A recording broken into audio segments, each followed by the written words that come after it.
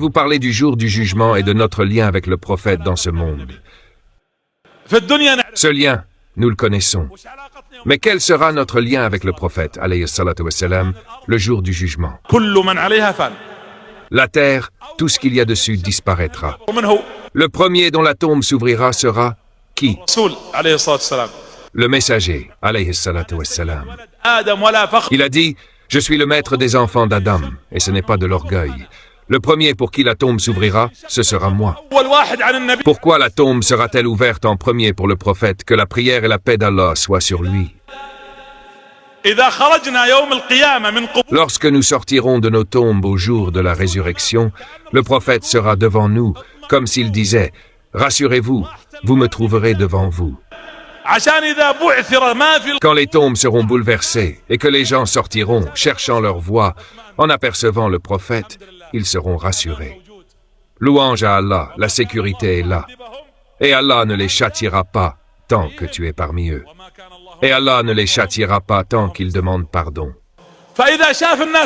Lorsque les gens verront le prophète, ils accourront. Combien de temps les gens resteront-ils debout au jour du jugement? 50 000 ans. Et un seul jour équivaut à 1000 années de ce que vous comptez. Les gens seront accablés de sueur, de fatigue et de soif. Alors ils iront voir le prophète. Que la prière et la paix d'Allah soient sur lui. Mais d'abord ils iront voir Adam. Ô Adam, intercède en notre faveur auprès de ton Seigneur. Le hadith est connu. Et Adam dira, moi-même, moi-même. Ils iront ensuite vers Noé qui dira aussi, moi-même, moi-même. Tous les messagers, les prophètes, jusqu'à ce qu'ils arrivent auprès de Issa. Issa dira, allez voir Muhammad car c'est un prophète à qui a été accordée une invocation qui ne sera pas rejetée. Chaque prophète a eu une invocation exaucée. Tous l'ont utilisée, sauf le prophète, que la prière et la paix d'Allah soient sur lui, qu'il a gardé pour sa communauté. Qu'Allah prie sur Muhammad. Priez sur lui, et vous serez en paix. Par Allah, le prophète nous aime. Ô mon bien-aimé, ô messager d'Allah, il aurait pu utiliser cette invocation pour Fatima ou sa famille, mais il l'a réservée pour sa communauté, car il nous aime. Qu'Allah prie sur Muhammad. Il aime sa communauté. Et au jour du jugement, lorsque les gens seront rassemblés, ce sera la seule scène sur toute la terre, depuis qu'Adam a été créé, où toutes les nations se rassembleront autour d'un seul homme, le prophète, que la prière et la paix d'Allah soient sur lui. Et ce ne seront pas seulement sa communauté, il y aura la communauté d'Adam, de Noé, de Moussa et de Issa. Tous les prophètes diront, « Ô Muhammad, intercède pour nous auprès de ton Seigneur, car nous avons été détruits par la soif, la faim et le soleil nous a brûlés, et la sueur s'est intensifiée. » Le prophète dira, « Je suis celui qui en est digne, je suis celui qui en est digne. » Écoutez comment le prophète décrit la scène, tout cela par amour pour nous. Il dit, « Alors je m'avancerai et me tiendrai à la droite du trône. Je me prosternerai sous le trône du tout miséricordieux, à un endroit où même les prophètes et les messagers m'envieront. Et je louerai Allah par des louanges que je n'ai jamais dites auparavant. Puis j'intercéderai et Allah dira, « Ô Muhammad, lève la tête, demande et tu recevras. Intercède et ton intercession sera acceptée. » Les gens se réjouiront. Le prophète dira, « Ô mon Seigneur, ma communauté, ma communauté. » Il sera le premier à intercéder pour sa communauté. Il lui sera alors présenté une immense foule. Il regardera cette masse et dira, « C'est ma communauté. » On lui dira, « Non. » Une autre foule apparaîtra. Il dira, « C'est ma communauté. » On lui dira, « Non. » Il s'agit de la communauté d'Adam, puis de Noé. Une autre foule apparaîtra. Il dira, « C'est ma communauté. » On lui dira, « Non. » Il s'agit de la communauté de Moussa. Il dira, « Je vois une grande masse et je lève la tête, et là je vois ma communauté. » On lui dira, « Voilà ta communauté. » Et avec eux, 70 000 entreront au paradis sans compte ni châtiment. Le prophète, que la prière et la paix d'Allah soient sur lui, se réjouira. À ce moment, les gens sont encore debout. Le jugement n'a pas encore eu lieu. Et ils ont soif. Voyez l'amour du prophète. Ô Allah, prie sur le messager d'Allah, et accorde-nous de bien le suivre. Les gens viendront au prophète, ô messager d'Allah, nous avons soif. Il dira, on m'installera ma chair.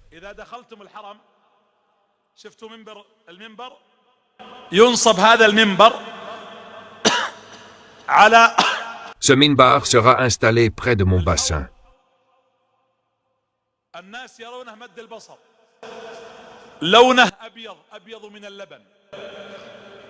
Son goût est plus doux que le miel. Les coupes avec lesquelles les gens boiront sont aussi nombreuses que les étoiles dans le ciel. Le prophète dit, je me tiendrai près du bassin.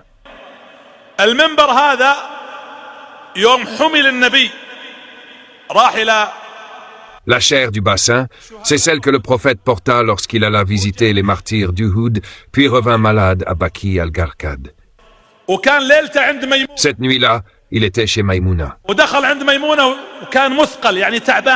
Il entra chez elle, affaibli, fatigué, que la prière et la paix d'Allah soient sur lui.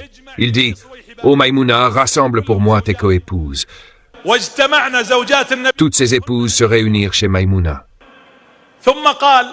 Il leur dit, « Cette nuit est celle de votre sœur Maïmouna, et je lui demande la permission. Ô Maïmouna, m'autorises-tu » C'était son droit. Voilà la vraie justice. Celui qui épouse deux femmes et penche pour l'une d'elles, il n'est pas question ici de moraliser, vous comprenez cela. Celui qui épouse deux femmes et penche pour l'une d'elles viendra au jour du jugement avec un côté penché. Le messager demanda donc, « Puis-je être malade chez Aïcha ?» Elle accepta. Et toutes les femmes donnèrent leur accord. Alors les compagnons portèrent le prophète, Al-Abbas et Ali, et le déplacèrent de la chambre de Maïmouna à celle de Aïcha. Quand ils le transportèrent, les gens le virent être porté. La nouvelle se répandit à Médine que le prophète était malade. Il est notre bien le plus précieux. Si l'on vous annonçait que votre père, votre mère ou une personne chère est malade, vous ne dormiriez pas de la nuit. Alors qu'en est-il du prophète? Que la prière et la paix d'Allah soient sur lui. Les gens se rassemblèrent autour de la maison de Aïcha. Le prophète entendit le bruit. Il dit, « Qu'est-ce que ce bruit, ô Aïcha ?» Elle répondit, « Ce sont tes compagnons. Ils ont appris ta maladie et se sont réunis, inquiets pour toi. Il dit, « Portez-moi vers eux. » Voyez ce cœur. Par Allah, il est compatissant. Que la prière et la paix d'Allah soient sur lui. Un messager vous est venu, issu de vous-même, plein de sollicitude à votre égard. Cela ne nécessite pas d'interprétation. Plein de sollicitude, c'est clair, il est soucieux pour vous. Il est compatissant et miséricordieux envers les croyants. Le prophète est soucieux de sa communauté. Lorsqu'il monta sur la chaire, il dit, « Ô gens, j'ai appris que vous avez eu peur pour moi. Ô gens, mon rendez-vous avec vous n'est pas ici-bas. Mais mon rendez-vous avec vous est dans l'au-delà. Par Allah, c'est comme si je vous voyais maintenant et que ma chair est au bord de mon bassin. » Il dit, c'est comme si je vous voyais maintenant et que ma chair se trouve près du bassin. Les gens eurent alors peur pour le prophète, que la prière et la paix d'Allah soient sur lui. Personne ne parlait. Puis il s'assit et leur dit, Allah m'a révélé, lorsque vient le secours d'Allah et la victoire. Et il commença à parler comme s'il faisait ses adieux à la communauté. Les compagnons restaient calmes et silencieux. Le seul à parler fut Abu Bakr. Il se leva. C'était une scène étrange. Qui ose interrompre le prophète? Il dit que nos pères et nos mères soient sacrifiés pour toi, ô messager d'Allah. Que nos enfants et nos épouses soient sacrifiés pour toi. Que nos biens soient sacrifiés pour toi. Alors les gens dirent, assieds-toi, ô Abu Bakr. Tu as interrompu le messager d'Allah. Là, le prophète s'est mis en colère. Il a dit, ô gens, laissez mon compagnon et ne haussez pas la voix devant lui. Le cercle d'Abu Bakr est une ligne rouge. Par Allah, aucun d'entre vous n'a eu de mérite sur nous sans que nous l'ayons récompensé dans ce bas monde, sauf Abu Bakr. J'ai laissé sa récompense à Allah.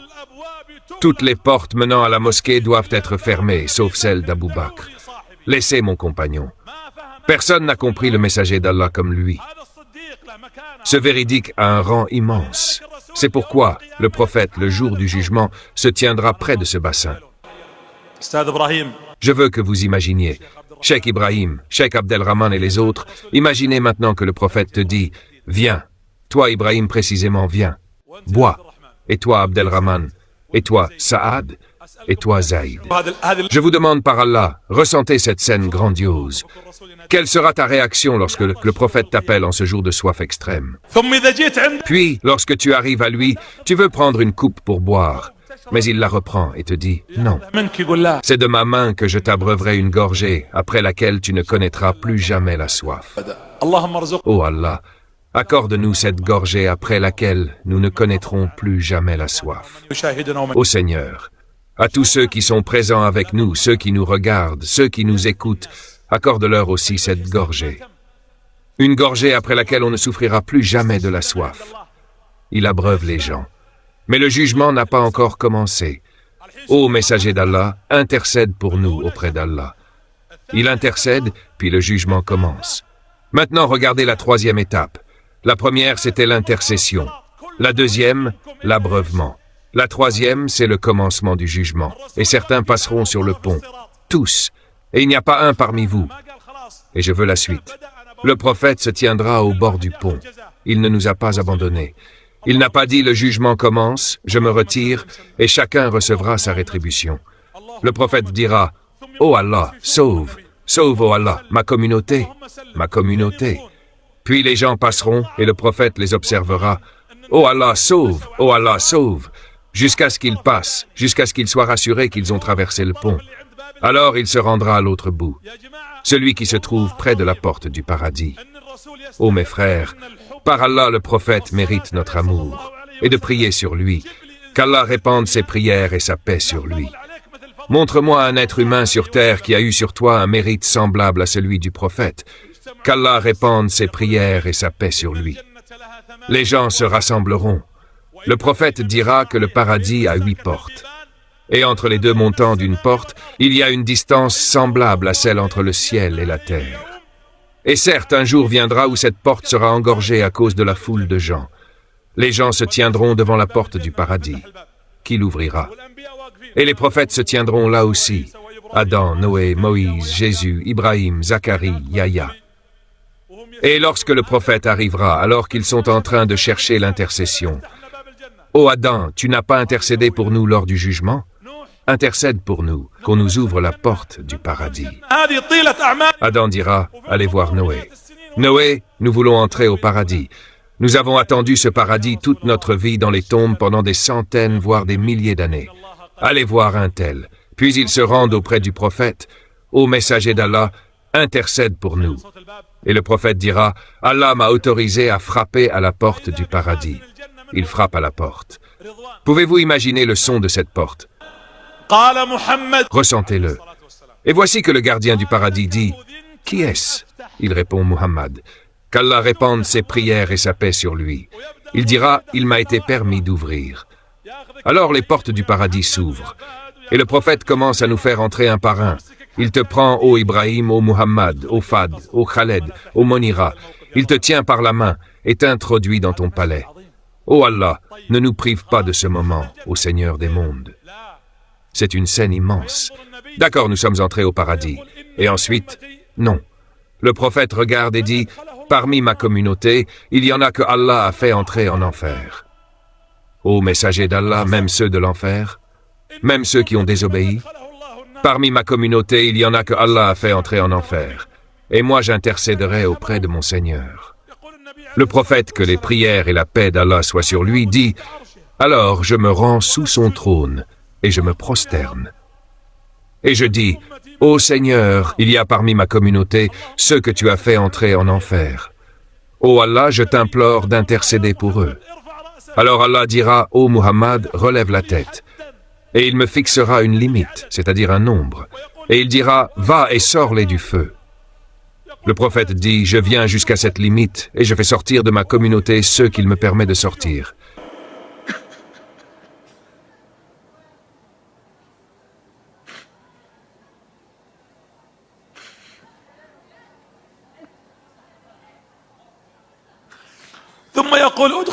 Puis il dit, fais-les entrer au paradis, et il reste encore un nombre.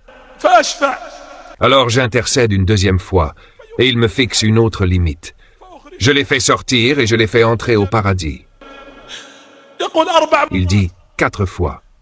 Puis il dit, alors j'ai honte devant mon Seigneur, et je me prosterne une 5e fois. Et je dis, ô Seigneur, il y a parmi ma communauté ceux que tu as fait entrer en enfer. Et il dit, ô Muhammad, relève la tête, va et sors quiconque avait dans son cœur. La ilaha illallah. Il n'y a de divinité digne d'adoration qu'Allah. Il dit, alors je viens et je les fais sortir. Puis je retourne une 6e fois. Et Allah dit, ô Muhammad, va et sors quiconque avait dans son cœur un atome de foi. Il dit, alors je vais. Puis Allah dit, ô Muhammad, va et sors quiconque avait dans son cœur le poids d'un grain de foi. Alors je fais sortir ce qu'Allah veut de ma communauté, jusqu'à ce qu'ils entrent tous au paradis. Puis, lorsque je veux entrer pour de bon, je me retourne et voilà qu'un homme me suit. Et les anges se disputent avec lui, ils veulent le tirer. Il poursuit le prophète, voulant entrer au paradis, mais les anges le retiennent. Alors le prophète dit, ô Seigneur, il fait partie de ma communauté. Mais Allah lui dit, ô Muhammad, tu ne sais pas ce qu'il a innové après toi. Il a innové, c'est-à-dire qu'il a changé, modifié, inventé. Il a introduit une innovation. Alors ils disent, Abba, Abba, et il est emmené en enfer. Telle est la miséricorde du prophète, que les prières et la paix d'Allah soient sur lui. Certes, un messager d'entre vous est venu à vous. Ce que vous subissez lui pèse, il veille sur vous, et il est compatissant et miséricordieux envers les croyants. Savez-vous qui mérite l'intercession au jour du jugement? Abu Huraira, comme rapporté dans Sahih al-Bukhari, a demandé « Qui est la personne qui mérite le plus ton intercession au jour du jugement au messager d'Allah ?» Il répondit « Celui qui dit « La ilaha illallah, il n'y a de divinité digne d'adoration qu'Allah. » Alors que pensez-vous? Disons « La ilaha illallah ». Dites-le. Dites « La ilaha illallah ». Je vous garantis l'intercession de celui qui dit « La ilaha illallah » avec sincérité dans son cœur. Elle lui sera due, l'intercession du prophète, que les prières et la paix d'Allah soient sur lui. Très bien. Nous sommes entrés au paradis, c'est fini? Non. Le prophète dit, aujourd'hui, dans ce bas monde, il n'y a pas un seul musulman qui prie sur moi. Ô Allah, prie sur Muhammad, sans qu'Allah ne me rende mon âme, afin que je lui rende le salut. Muhammad, Fad, Ibrahim, Hazem, Khaled. Maintenant, priez sur le prophète, que les prières et la paix d'Allah soient sur lui. Le prophète vous répond que les prières et la paix d'Allah soient sur lui. Dans une autre version, il est rapporté « Il n'y a personne qui prie sur moi sans qu'Allah ne délègue un ange pour me transmettre son salut et que je lui rende son salut. » C'est un immense honneur. Un honneur immense. Que tu pries sur le prophète, que tu sois à Médine, à Riyad, à la Mecque, en Amérique, en Afrique, à l'extrémité du monde, et qu'il prie sur toi. Que les prières et la paix d'Allah soient sur lui, ainsi que sur sa famille et ses compagnons.